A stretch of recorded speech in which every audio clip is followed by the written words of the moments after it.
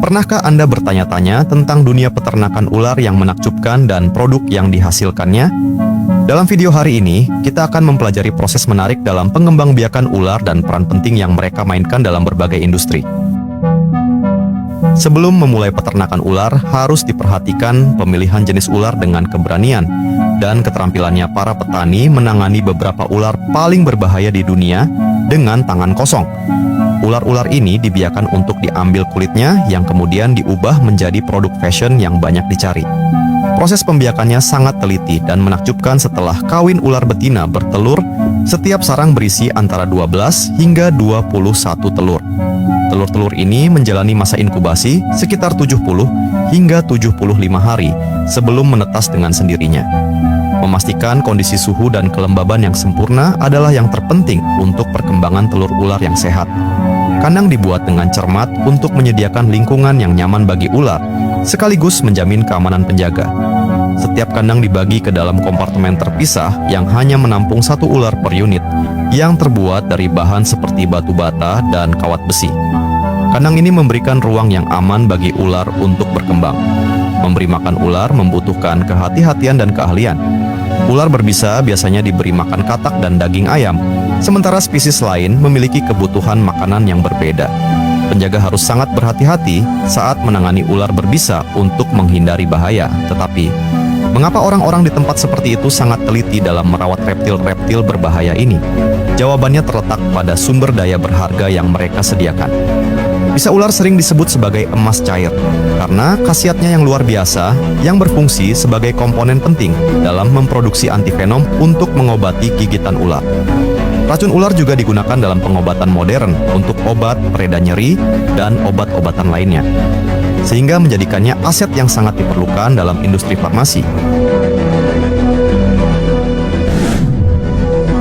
Pasar kuliner ini adalah tempat mengolah daging ular. Di sini, masyarakat setempat, melalui teknik terampil, mereka mengubah setiap bagian ular menjadi hidangan yang lezat. Daging ular tidak hanya sekedar lezat, hidangan ini adalah penambah nutrisi yang dikemas dengan vitamin, protein, dan mineral yang meningkatkan kesehatan dan vitalitas. Di Indonesia saja lebih dari 10.000 ton ular dikonsumsi setiap tahunnya. Mengolah daging ular menjadi hidangan yang lezat bukanlah pekerjaan yang mudah. Ini adalah proses rumit yang menuntut ketelitian dan keahlian. Setiap bagian dari ular dipisahkan secara hati-hati dan hanya dengan potongan terbaik yang dipilih untuk dikonsumsi. Baik diiris kecil-kecil atau dalam potongan yang lebih panjang. Setiap langkah ini mematuhi standar kebersihan makanan untuk memastikan keamanan bagi konsumen. Di antara segudang spesies ular, King Cobra dijual dengan harga yang mengejutkan, yaitu sebesar Rp200.000 per porsi. Tetapi mengapa mereka memisahkan kulit ular selama pemrosesan? Karena kulit ular memiliki nilai yang sangat besar dalam industri fashion untuk dibuat menjadi tas mewah, dompet, dan aksesori kelas atas. Daya tarik dari produk-produk eksotis ini dijual dengan harga hingga jutaan rupiah. Kulit ular memiliki pasar yang menguntungkan dan sedang berkembang. Ini bukan hanya tentang keuntungan, tetapi juga tentang mata pencarian dengan lebih dari 175.000 pekerja yang terlibat. Bisnis peternakan ular ini memberikan peluang pendapatan dan lapangan kerja bagi masyarakat di seluruh Indonesia, dari desa hingga kota. Sedangkan di Jepang, mereka tidak hanya sekedar beternak sidat, tetapi juga sebagai tradisi yang sangat mengakar dalam budaya dan negara ini. Masakan daging belut, khususnya selama musim panas, menjadi bintang pertunjukan yang menghiasi meja di pesta-pesta dan acara tradisional di seluruh Jepang. Budaya belut berkembang yang berkontribusi pada kekayaan industri ini. Ambil contoh, budidaya belut di luar ruangan, di mana makhluk-makhluk ramping ini tinggal di kolam yang dibagi berdasarkan kelompok umur. Makanan belut ini adalah hasil buatan sendiri yang terdiri dari dedak ikan, udang, dan bihun yang dibuat oleh pemilik peternakan.